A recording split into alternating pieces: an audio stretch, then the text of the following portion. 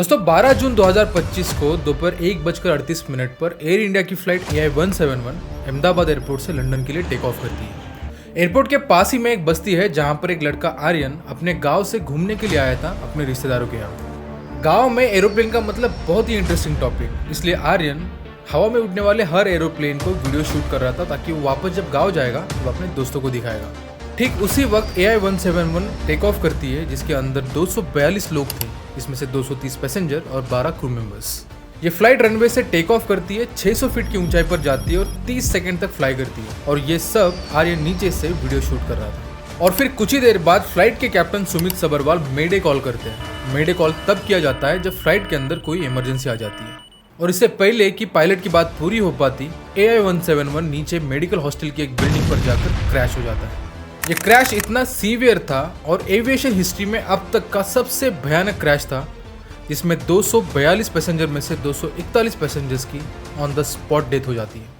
Tragedy in India. There are still unanswered questions surrounding the Air India crash. The Boeing 787 Dreamliner has a stellar safety record. This is the first fatal crash. Now, investigators are studying the cockpit voice recorder from the Air India plane, Investigators are looking to answer what brought down the plane. Families have gathered outside the civil hospital in Ahmedabad. There were 242 passengers and crew. There are tragic scenes in the Indian city of Ahmedabad. Breaking news, local hospital officials now confirmed to ABC News there is one survivor after a passenger plane crashed near India's Ahmedabad airport with more than 200 people on board.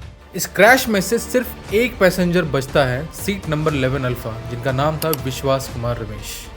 और ये flight जहां जाकर गिरा वो medical hostel की building के अंदर कुछ स्टूडेंट्स थे जो उस वक्त कैंटीन में खाना खा रहे थे और उनके साथ साथ कुछ और लोग भी मौजूद थे।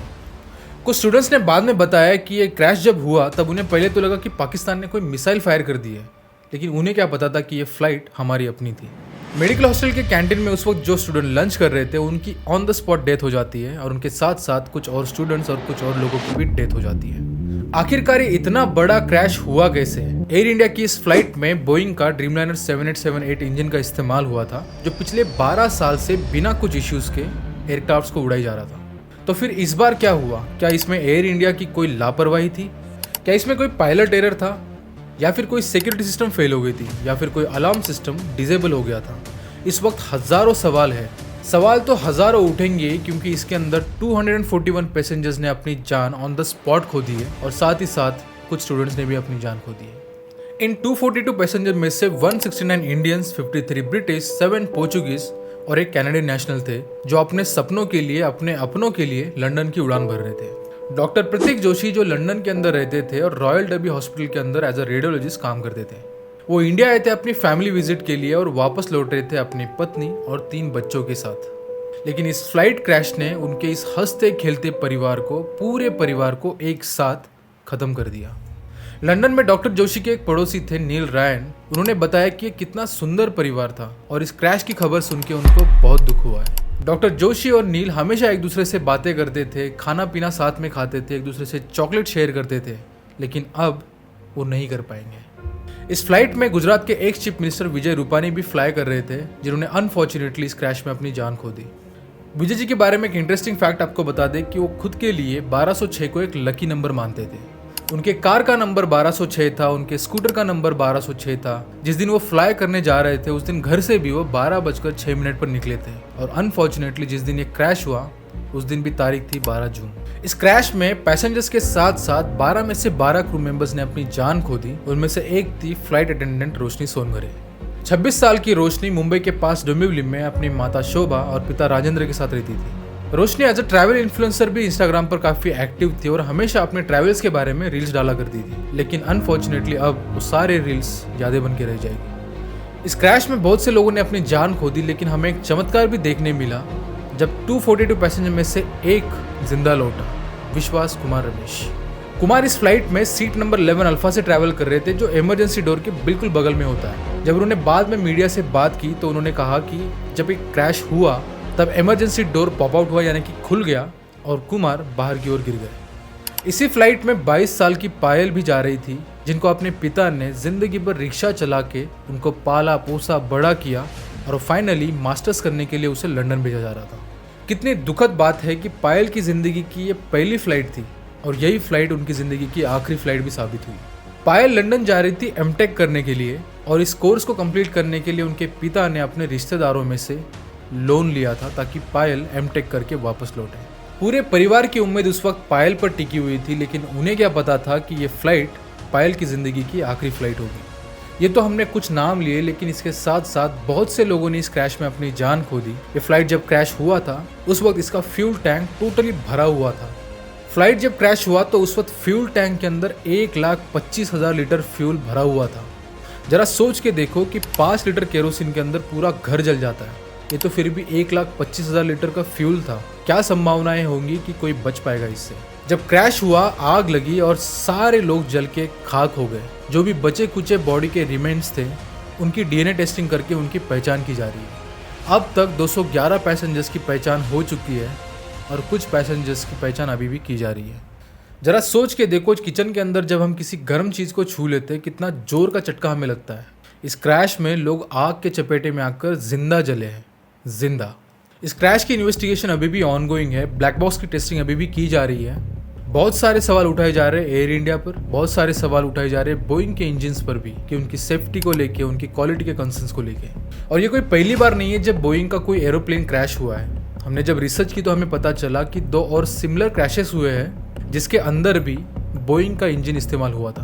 बोइंग इतनी बड़ी कंपनी है कि अमेरिका की इकोनॉमी का एक बहुत बड़ा हिस्सा है। बोइंग सिर्फ कमर्शियल एरोप्लेन्स के इंजन्स नहीं बनाते हैं, वो वॉर एयरक्राफ्ट्स, डिफेंस जेट्स, इनके भी इंजन्स को बनाते हैं जो बहुत ज़्यादा एक्सपेंसिव होते हैं। और प्रॉब्लम यहीं आ जाती है कि इस बड़े से नाम के पीछे चल क्या रहा है। इसी कंपनी के एक मैन्युफैक्चरिंग प्लांट पे एक सीक्रेट ऑपरेशन परफॉर्म किया गया। एक सीक्रेट कैमरा लेकर एक आदमी अंदर जाता है और वहां पर काम करने वाले जो लोग इंजन बना रहे हैं उन वर्कर्स को, इंजीनियर्स को कुछ सवाल पूछे जाते हैं। सवाल ये था कि जो इंजन वो लोग बना रहे हैं, क्या वो इंजन जिस एरोप्लेन के अंदर इस्तेमाल होगा आगे जाके, उस एरोप्लेन के अंदर क्या तुम ट्रैवल करोगे? आप यकीन नहीं मानोगे कि एक भी वर्कर, एक भी इंजीनियर्स ने हाँ नहीं भरी।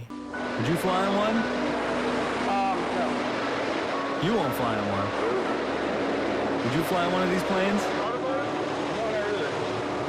सब ने कहा कि वो उस एरोप्लेन से ट्रैवल नहीं करेंगे। Now the question was why, जिसके रिप्लाई में उन वर्कर्स ने, उन इंजीनियर्स ने ये कहा कि इन इंजन्स को बनाने के लिए जो मटेरियल्स इस्तेमाल किए जा रहे हैं उसकी क्वालिटी बहुत ही ख़राब है, जिसकी वजह से ये इंजन बहुत रिस्की है।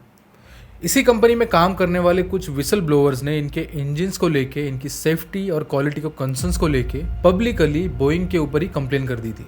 इन्हीं विसल ब्लोअर्स में से एक थे जॉन बार्नेट, जो बोइंग के साथ 30 साल तक काम कर चुके थे, यानी कि 3 दशकों तक काम किया उन्होंने उनके साथ। 30 साल काम करने के बाद उन्होंने इनके इंजन्स के क्वालिटी और सेफ्टी को लेकर कंसर्न जताए और बोइंग के ऊपर एक लॉसूट फाइल कर दिया।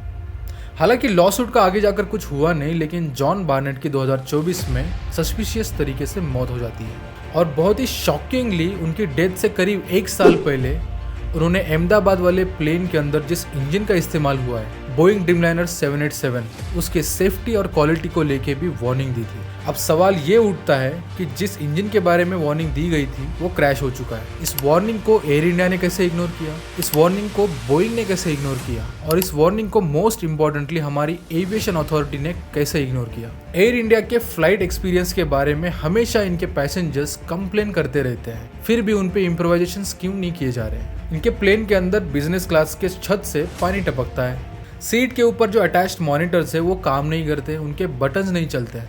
सोचो इमरजेंसी के वक्त उन मॉनिटर्स का कितना इंपॉर्टेंट रोल होता है और वो चल ही नहीं रहे। हज़ारों फीट के ऊपर अचानक से इनकी एसी बंद हो जाती है, जिसकी वजह से सारे पैसेंजर्स को सफोकेट करना पड़ता है। इन सारी कंप्लेंट्स के बावजूद, इन सारे क्रैशेस के बावजूद हमारी अथॉरिटी एयर इंडिया और उनके जैसे कमर्शियल एयरलाइंस को कितना फाइन करती है पता है आपको? 80 लाख या फिर 1 करोड़। जिस कंपनी का एक दिन का रेवेन्यू 100 करोड़ है उसको 1 करोड़ का फाइन। ऐसे बड़े बड़े फैटल क्रैशेस हो जाते हैं, कस्टमर्स कंप्लेन करते हैं और हमारी एविएशन अथॉरिटी ऐसे कमर्शियल एयरलाइंस को फाइन करती है 1 करोड़। उनको घंटा फर्क नहीं पड़ता उन 1 करोड़ से, क्योंकि उनका एक दिन का रेवेन्यू 100 करोड़ का है। एयरलाइंस के सिस्टम के अंदर काम करने वाले जैसे पायलट होते हैं, उनको सब चीज़ें पता होती है कि कहाँ पे क्या गलत हो रहा है। जब वो विसल ब्लोअर्स बन जाते हैं और कंपनी के अगेंस्ट ही लॉसूट फाइल करते हैं या फिर कंप्लेन करने की कोशिश करते हैं, तो पता है उनके साथ क्या होता है। हम किसी एयरलाइन को पिन पॉइंट नहीं कर रहे हैं, लेकिन उन पायलट्स के साथ, उन वर्कर के साथ जो विसल ब्लोअर बन जाते हैं, उनको या तो सस्पेंड कर दिया जाता है, परमानेंटली सस्पेंड, या फिर कुछ सस्पिशियस एक्टिविटीज़ के अंडर उनकी डेथ हो जाती है। कुछ सोर्सेस के अकॉर्डिंग और कुछ डेटा के अकॉर्डिंग जो पायलट्स इन कमर्शियल एयरलाइंस के अंदर काम करते हैं उनको सब चीज़ें पता होती हैं, फिर भी अथॉरिटीज़ उनको फोर्स करती है कि आप जाके प्लेन उड़ाओ। हमारे देश का दुर्भाग्य तो देखो कि इतने बड़े फैटल प्लेन क्रैश के बाद में भी जिसके अंदर 241 पैसेंजर्स की जान चली गई है, सवाल कोई नहीं पूछ रहा। हमारी एविएशन अथॉरिटी, हमारी इंडियन मीडिया, प्रिंट मीडिया रहे या डिजिटल मीडिया, कोई भी एयर इंडिया या फिर उनके ग्रुप को सवाल नहीं पूछ रहा। वहीं पर एयर इंडिया के सीईओ कैम्बेल विल्सन को अमेरिका के अंदर अमेरिकन मीडिया और अमेरिका के सीनेटर्स ने ग्रिल कर दिया है सवाल पूछ के। Look at this clip. What is it you get paid to do exactly? I get paid to run the Boeing company.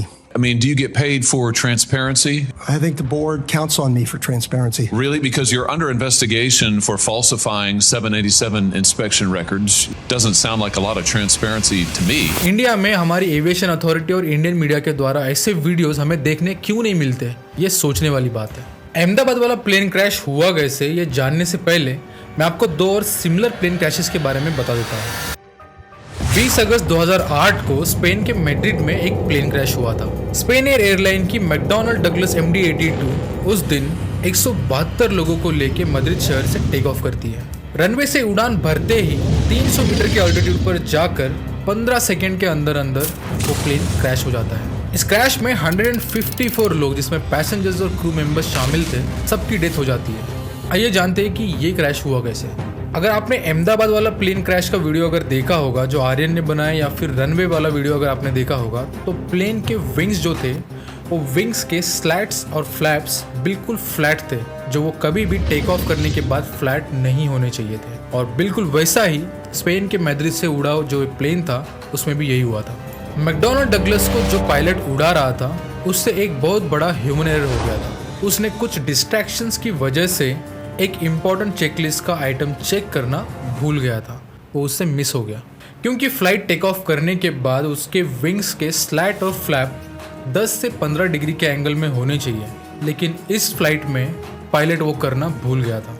इसी फ्लाइट में एक और गलती हो चुकी थी, वो ये थी कि फ्लाइट के मेंटेनेंस के समय इस फ्लाइट के इमरजेंसी का एक पार्ट R2 रिले सिस्टम उसको डिसेबल कर दिया गया था ओवरहीटिंग के इश्यू को फिक्स करने के लिए। और प्रॉब्लम ये हुआ कि डिसेबल करने के बाद किसी भी सिस्टम के अंदर किसी भी रजिस्टर में उसकी एंट्री नहीं की गई थी और मैकेनिक से भी वो मिस हो गया था।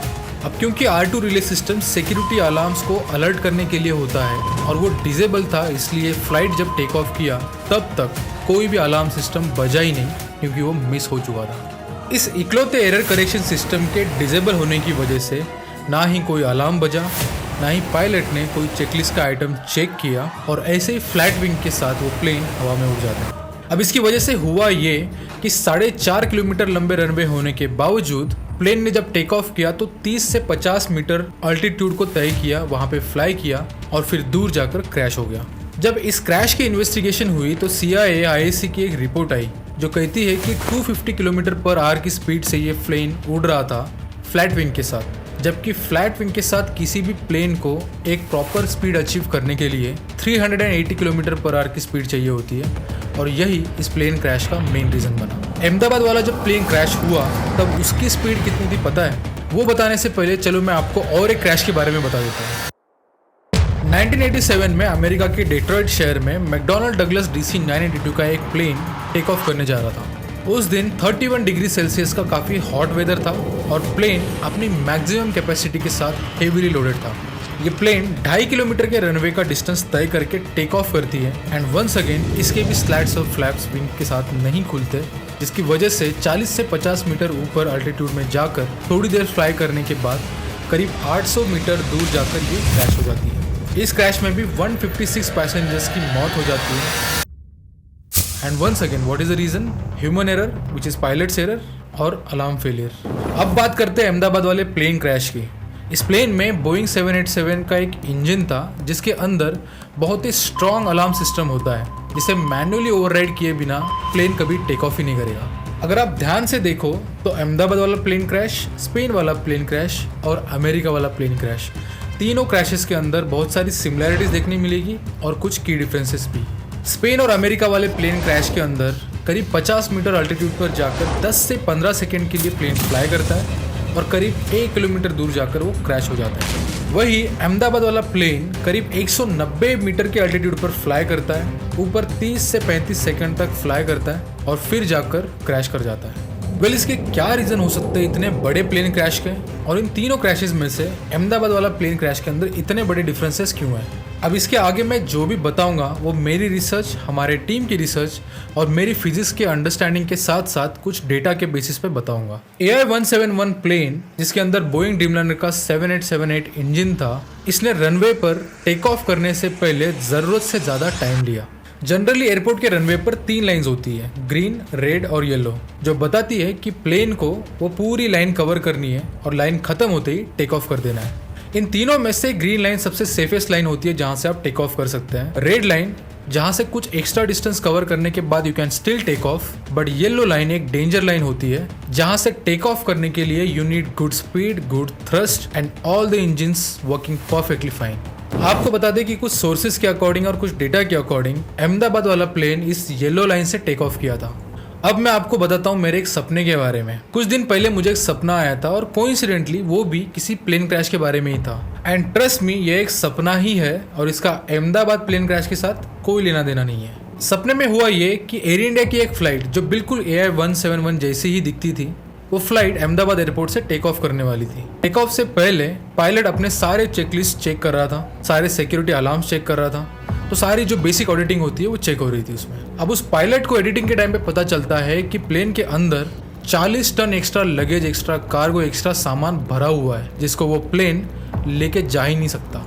फिर भी अथॉरिटी के चक्कर में पायलट को वो प्लेन लेकर जाना ही पड़ता है, और क्योंकि प्लेन बहुत भारी था, टेक ऑफ करने से पहले उसे एक्स्ट्रा टाइम लगता है। जहाँ से उसको टेक ऑफ करना था वो वहाँ से टेक ऑफ नहीं कर पाता, जबकि वो थोड़ा एक्स्ट्रा डिस्टेंस ले लेता है, यानी कि येलो लाइन क्रॉस कर लेता है और वहाँ से टेक ऑफ करता है। अब इसमें इंटरेस्टिंग बात यह है कि प्लेन जब टेक ऑफ किया उस वक्त दोनों इंजन में से एटलीस्ट एक इंजन तो चल ही रहा था, क्योंकि अगर दोनों इंजन फेल हो जाते तो प्लेन टेक ऑफ ही नहीं करता। आपको बता दें कि दुनिया के जितने भी फ्लाइट्स को डिज़ाइन किया जाता है सब में 2 इंजन होते हैं, लेकिन हर फ्लाइट इस चीज़ के लिए कैपेबल होती है कि वो पॉइंट A से पॉइंट B तक सिर्फ एक इंजन के अंदर भी ट्रैवल कर सकती है। दूसरा इंजन अगर काम नहीं भी करे तो कोई फ़र्क नहीं पड़ता। लेकिन अगर उसका दूसरा भी इंजन फेल हो जाए फिर क्या होगा? जो प्लेन मेरे सपने के अंदर टेक ऑफ किया था उस प्लेन का हो सकता है एक इंजन रनवे पे ही ख़राब हो गया हो और दूसरा इंजन हवा में लिफ्ट करने के बाद में ख़राब हुआ हो। जब किसी प्लेन के दोनों इंजन खराब हो जाते हैं और बिल्कुल काम करना बंद कर देते हैं, तब उस प्लेन का रैट टरबाइन यानी कि रैम एयर टरबाइन ऑन हो जाता है, जो बिल्कुल इस तरीके से दिखता है। अगर आपने अहमदाबाद प्लेन क्रैश वाला वो वीडियो देखा है, उसको आर्यन ने नीचे से शूट किया था, उसके अंदर भी रैट टरबाइन जैसा कुछ हमें देखने को मिलता है। और रैट टरबाइन तभी खुलता है जब किसी फ्लाइट के दोनों इंजन फेल हो जाते हैं। एडिशनली, जब भी किसी प्लेन के दोनों इंजन फेल हो जाते हैं तो प्लेन के अंदर ग्रीन और वाइट कलर की लाइट ब्लिंक करना शुरू कर देती है। वो इसलिए ताकि जब भी कोई प्लेन किसी रिमोट जगह पे, मान लो जंगल के अंदर रात के समय गिर जाता है, तो वहाँ पर तो लाइट नहीं होती, तो एक ग्रीन लाइट को देखते हुए पैसेंजर्स एक जगह से दूसरी जगह पर जा सके, इसके लिए। इस क्रैश के जो इकलौते सर्वाइवर थे कुमार, उन्होंने अपना पूरा एक्सपीरियंस मीडिया को जब बताया तब उन्होंने ये भी बताया कि क्रैश होने से जस्ट पहले फ्लाइट के अंदर अचानक से ग्रीन और वाइट कलर की लाइट ब्लिंक होना शुरू हो गई थी। तो क्या हम इसका मतलब ये लगाए कि इस फ्लाइट के दोनों इंजन फेल हो चुके थे? That is just a question I am leaving for you to understand. और शायद इस प्लेन के दोनों इंजन फेल हो चुके थे, जिसकी वजह से इसके हाइड्रोलिक पावर और इलेक्ट्रिक पावर दोनों कट हो चुकी थी, जिसकी वजह से प्लेन उड़ नहीं सकता। And for the same reason plane descend करना शुरू कर देता है और मेडिकल हॉस्टल की बिल्डिंग में जाकर क्रैश हो जाता है। और ये प्लेन था मेरे वो सपने वाला जो जाकर क्रैश कर देता है, और जैसे ही क्रैश हुआ मेरी नींद खुल जाती है। अब आते हैं अहमदाबाद वाले प्लेन क्रैश के आफ्टर मैथ में, जहां पर 241 पैसेंजर्स ने अपनी जान खो दी। जैसे ही क्रैश हुआ फायर ब्रिगेड की गाड़ियां आकर आग बुझाना शुरू कर देती है। आसपास के लोगों ने, जो स्टूडेंट्स थे, उनको रेस्क्यू किया। हमारे ऑनरेबल प्राइम मिनिस्टर ने भी साइट पर जाकर उसका विजिट किया, उसका आकलन किया और इस ट्रेजेडी को बहुत ही दुखद और दिल टटोलने वाला बताया। एयर इंडिया और टाटा ग्रुप ने जिन भी लोगों ने, जिन पैसेंजर्स ने, जिन क्रू मेंबर्स ने इस क्रैश के अंदर अपनी जान खो दी, के लिए 1 करोड़ का कंपेंसेशन अनाउंस किया है पर person. The Tata Group, our parent company, has announced that they will provide 1 crore rupees, or approximately 85,000 British pounds, to the families of each person who lost their life. हर एक वो इंसान जिन्होंने इस incident के अंदर अपनी जान खोई है, हमारी तरफ से उनके लिए और उनकी फैमिली के लिए बहुत सारे कंडोलेंसेस। ओम शांति।